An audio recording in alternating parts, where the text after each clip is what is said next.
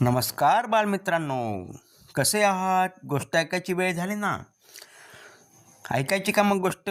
चला तर मग ऐकूया गोष्ट. आजच्या गोष्टीचं नाव आहे झिनीच्या वेगळेपणाची धमाल गोष्ट. गोष्टीच्या नावातच गोष्ट आहे बरं का बालमित्रांनो. चला तर मग सुरुवात करूया. ती बघा ती मुलगी. ती नवी मुलगी आपल्या बसमध्ये येणार आहे. ती अशी का दिसते? त्या दिवशी शाळेच्या बसस्टॉपवर मुलामुलींमध्ये अशी कुजबूज सुरू होती. हा होता मीराच्या शाळेचा बसस्टॉप आणि तिच्या स्टॉपवर एक नवी मुलगी आली होती.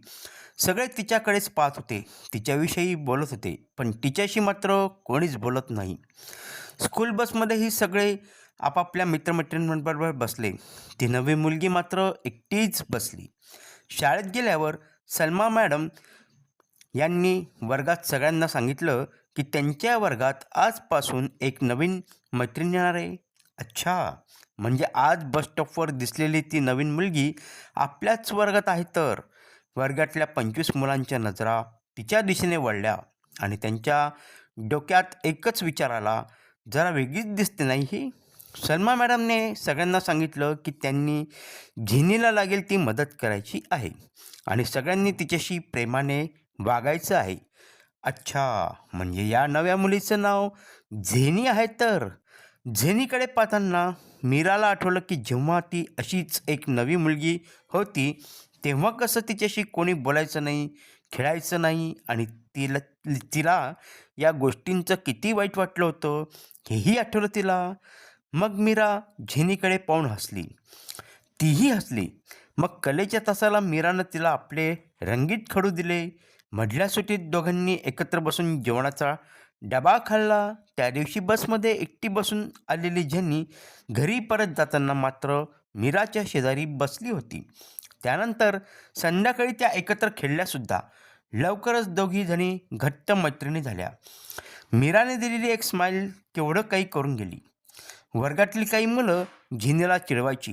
ती म्हणायची, ती बघा ती परदेशी दिसणारी मुलगी. झिनीला खूप वाईट वाटायचं. मीरानं एकदा त्या चिडवणाऱ्या मुलांना रागानं सांगितलं की ती भारतीयच आहे. पण ती मुलं नुसतीच हसायची. झिनीचा उतरलेला चेहरा बघून मीराला कसं तरी व्हायचं. झिनीचा मूड ठीक करण्याचा ती सर्वतोपरी प्रयत्न करायची. अगं, वेगळं असलं म्हणून कुठे बिघडलं? ती एकदा झिनीला म्हणाली. हे वाक्य खरं तर मीराच्या आईचं होतं. तिच्या भावाला त्याच्या चष्म्यावरून मुलं सारखी चिडवायची. तेव्हा तिच्या आईनं हेच म्हटलं होतं त्याला. एक दिवस सलमा मॅडम यांनी मुलांना एक नवीन प्रकल्प करायला सांगितला. सगळ्यांच्या अंगात उत्साह संचारला. झिनी सोडून. ती काळजीत पडली. मी कोणता प्रकल्प करू? मी केलेला कोणाला आवडेल का? मी काही केलं आणि मला नेहमीप्रमाणे सगळे हसले तर?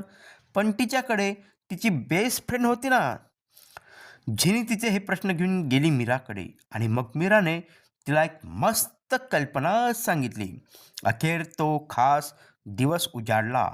वर्गात जण खूपच उत्सुक होते. सलमा मॅडमने वर्गातल्या सगळ्यांचे रंगीबेरंगी कपड्यांमधले फोटो काढले. पण झिनी कुठे आहे? मीराला झिनी कुठेच दिसेना. ती आज बस स्टॉपवरही नव्हती. आजचा हा प्रकल्प सादर करायचा दिवस झिनीनं बुडवू नये असं तिला मनापासून वाटलं. कार्यक्रमाला सुरुवात झाली. पार्थने पारंपरिक गुजराती पद्धतीचा अंगरखा चोनो घातला होता आणि त्याच्या जुळी बहिणीने पूजाने चनियाचोळी घातली होती.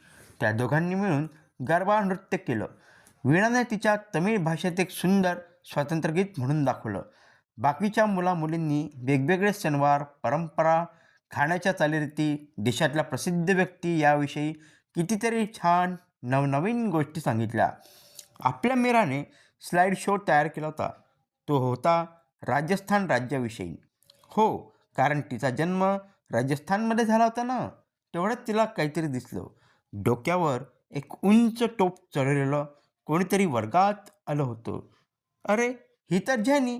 तिने घातलेला तो सुंदर अनोखा पोशाख आणि मेकअप बघून मीराला तर ती ओळखूच आली नाही आधी. झेनीनं तिच्या सादरीकरणाला सुरुवात केली.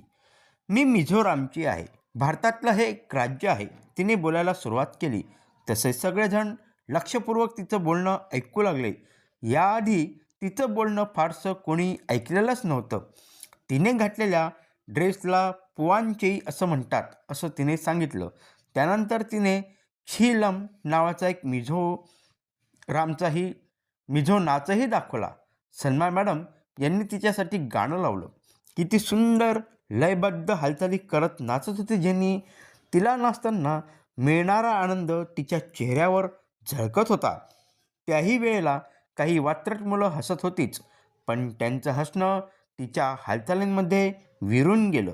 नृत्यातून मिळणाऱ्या आनंदात तिला ते दिसेनासं झालं. ती इतकी रंगून गेली होती की तिला आता थांबवणं कठीण होतं. हे काय, चक्क सलमा मॅडमही तिच्याबरोबर नाचू लागल्या. मग मुलं थोडीच ऐकणार होती, तीसुद्धा त्यांना सामील झाली. सगळेच धमाल करू लागले. गाणं थांबलं तसं झिन्नी नाचायची थांबली आणि सगळ्या वर्गाने टाळ्यांच्या कडकडाट तिचं कौतुक केलं. झिनीची गोष्ट तुम्हाला जेनी म्हणाली, तू सांगितलंस ते बरोबर होतं मीरा. आपण वेगळे असलो तर काय हरकत आहे. झिनीला नंतर मुलांनी चिडवणं बंद केलं. ती त्यांच्यातलीच एक झाली. खरंच एखाद्याचं वेगळेपण अबाधित राखून आपल्याला त्याला प्रवाहात सामावून घेता येतंच की. आपल्या ओळखीची नसणारी एखादी गोष्ट किंवा व्यक्ती याविषयी मनात कुतूहल निर्माण होणं ठीकच, पण त्या गोष्टीला किंवा व्यक्तीला एकटं पाडणं हे चूकच नाही का? बागेतलं प्रत्येक फूल सुंदर आणि त्या बागेची शोभा वाढवण्यासाठी गरजेचं असतं. वेगळेपण हे मैत्रीच्या कधीच आड येऊ शकत नाही, हे मीराने सिद्ध केलं.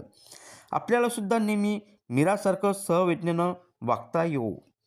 तर बालमित्रांनो, तुम्हाला आजची ही गोष्ट कशी वाटली ते नक्की सांगा. आणि हो, गोष्टीला लाईक आणि सबस्क्राईब करायला देखील विसरू नका. आमची गोष्ट आखूड, तुमच्या पाठीत लाकूड. आमची गोष्ट लांब, तुमच्या पाठीत खांब. तर बालमित्रांनो, असंच आपण पुढच्या आठवड्यात भेटूया एक नवीन छान स्टोरी घेऊन. तोपर्यंत नमस्कार, राम राम, बाय बाय.